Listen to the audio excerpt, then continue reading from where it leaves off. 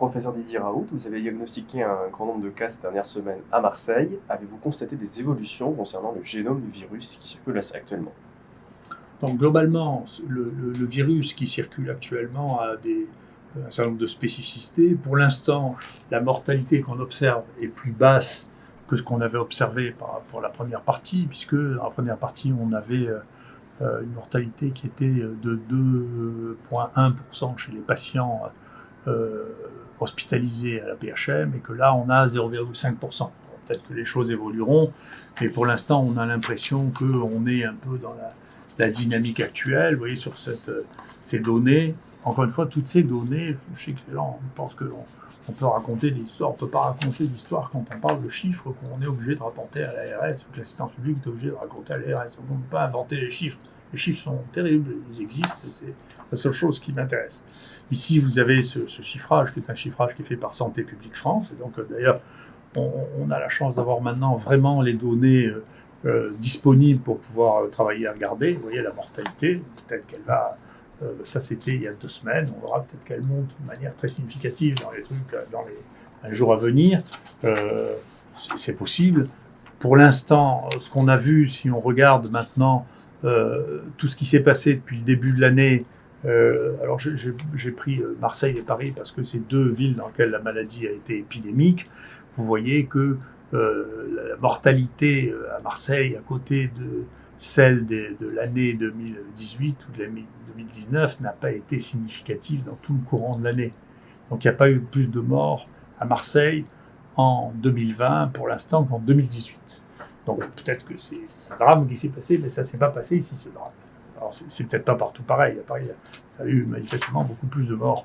Mais donc il y a une vraie... faut garder, faut raison garder pour l'instant. Il faut s'occuper des gens, il faut les soigner. Et bien entendu, il y a des morts. Mais comme vous voyez ici dans cette représentation, qui sont tous les morts qu'il y a eu à Marseille à l'assistance publique, vous les voyez par tranche d'âge. En réalité, cette malheureuse est morte avec le Covid, mais pas à cause du Covid. Et vous voyez les morts que nous avons eues à l'IHU, qui sont en rouge. Vous voyez, nous avons une personne qui est morte qui avait moins de 59 ans en tout. D'accord. Tout le reste, c'est ce qui était traité ici. Donc le reste, c'est l'assistance publique hors IHU. Et ici, c'est la même courbe, mais la différence étant ceux qui ont eu 3 jours de traitement, donc on peut évaluer, qui sont en rouge aussi. Et vous voyez que la distribution des âges est celle-ci, c'est-à-dire bien sûr, c'est les gens qui avaient une espérance de vie très courte. Et encore, on ne met pas dedans les pathologies. Dans les quelques personnes qui viennent de mourir dans l'épidémie actuelle, il y en avait au moins 3 qui avaient des cancers métastasés, qui étaient en phase terminale, les autres qui sont âgés et diabétiques. Et donc, encore une fois, c'est bien, il faut s'occuper des choses quand elles sont là.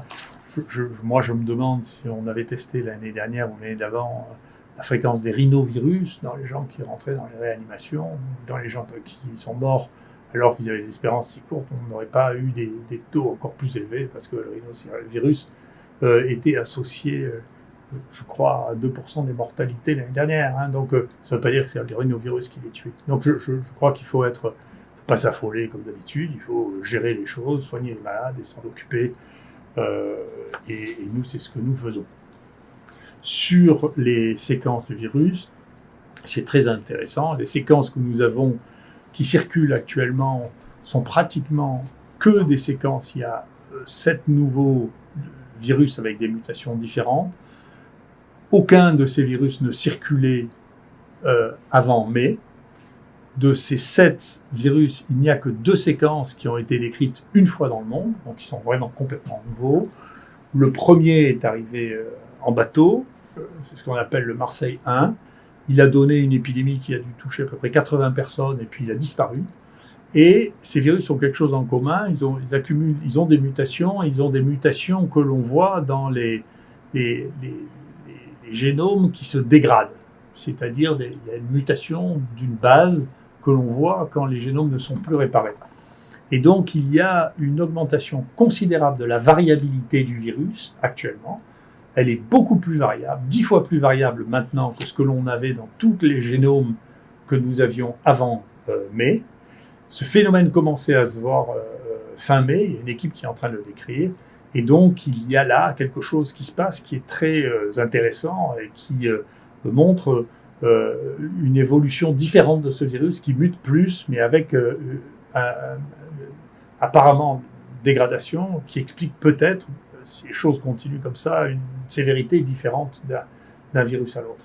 Enfin, il vient de sortir quelque chose qui répondra peut-être aux inquiétudes concernant le phénomène étrange de ce virus, c'est qu'une équipe est en train de mettre en évidence que ce virus a été parasité par un petit bout de gène, qu'on appelle les éléments mobiles, que nous on a décrits chez les virus, qui ont été les premiers décrits chez les virus qui s'appellent les transpovirons, et qui vient de virus d'insectes, et qui est venu se mettre sur ce virus. Donc c'est probablement pas du tout une manipulation volontaire, c'est la nature fait beaucoup plus de manipulation que les hommes, l'imagination terrible, la nature.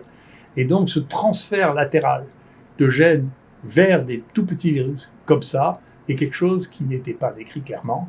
Et donc on retrouve ce petit bout de gène qui se balade et qui parasite les virus dans la nature, dans plusieurs virus. Et donc c'est un nouveau phénomène biologique que l'on observe, qui existe probablement depuis des centaines de millions d'années, qui est que l'évolution ne se fait pas du tout d'une manière darwinienne, c'est-à-dire de petites mutations en petites mutations, mais avec des sauts de morceaux génétiques de l'un à l'autre. Qu'y a-t-il de particulier concernant les analyses de biologie médicale que vous effectuez sur les patients hospitalisés ? Alors, Laurence Camoin est professeure d'hématologie spécialisée dans les troubles de la coagulation. Elle va vous dire ce qu'elle trouve actuellement. Merci, monsieur.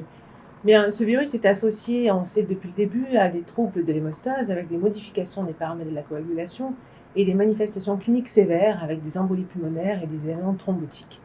Parmi les nombreuses anomalies qui ont été identifiées, on a décrit pendant la phase aiguë, notamment chez les patients en réanimation, la présence à un taux élevé de patients avec des lupus anticoagulants circulants.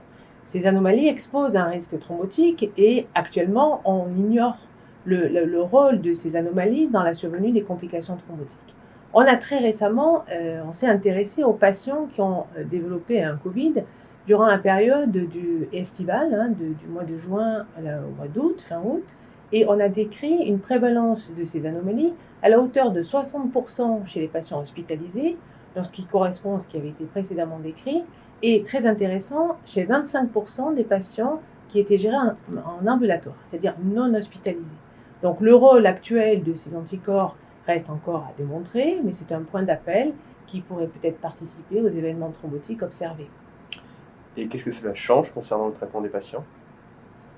Alors, on a des travaux qui ont démontré que l'hydroxychloroquine avait un intérêt chez les patients porteurs de ces anomalies biologiques, avec notamment une diminution du taux de ces anticorps chez les patients et, dans certains travaux, une diminution du risque d'événements thrombotiques. Ces données cliniques sont d'ailleurs confirmées par des modèles in vitro et des modèles animaux. Donc, en pratique, si vous voulez, c'est un élément de plus qui n'est pas étonnant, si vous voulez, parce que si on donne de l'hydroxychloroquine chez les gens qui ont un lupus, et qui s'appelle un lupus anticoagulant, c'est pas tellement étrange. C'est des anticorps qui sont, on appelle les anticorps antiphospholipides essentiellement, qui sont en cause, sont des anticorps des auto-anticorps, c'est-à-dire c'est de l'auto-immunité, et le Plaquenil a été un des tout premiers traitements avec la corticothérapie de l'auto-immunité. Et si les deux traitements sur lesquels les gens qui n'ont pas d'excitation symbolique sont d'accord, c'est que la cortisone joue un rôle à un moment et que l'hydroxychloroquine joue un rôle à un moment. Et ça, c'est probablement du fait de ces réactions auto-immunes qui sont entraînées par cette maladie. Ce qui amène à réfléchir, et je voudrais bien qu'on sorte des querelles symboliques un peu étonnantes, pour revenir à maintenant, il y a la moitié du monde qui recommande l'hydroxychloroquine dans le traitement du Covid. Il y a aux États-Unis un État sur deux qui recommande l'utilisation d'hydroxychloroquine. Il y a une revue très bien faite qui vient de sortir dans l'American Journal of Medicine, qui est un des 4 ou 5 meilleurs journaux de médecine aux États-Unis, qui recommande l'hydroxychloroquine. Il faut arrêter de penser que c'est une lubie qui m'est propre. C'est un médicament qui a toutes les raisons d'être prescrit. Il est totalement anodin en dépit des folies qui ont pu atteindre et culminer avec le Lancet Gate. Il a été prescrit chez peut-être 2 milliards de personnes. Il est utilisé dans des indications chez des patients qui ont des anticorps antiphospholipides depuis très longtemps. On sait que les gens d'ailleurs qui ont ces maladies inflammatoires et qui prennent du Plaquenil sont plus protégés du Covid que les gens qui ont un autre traitement. Donc on sait que ça les protège aussi. Enfin, les données se sont accumulées maintenant. Il y a 90 publications qui ont été faites, qui sont en préprint sur l'hydroxychloroquine, dont l'immense majorité montrent un avantage à l'hydroxychloroquine.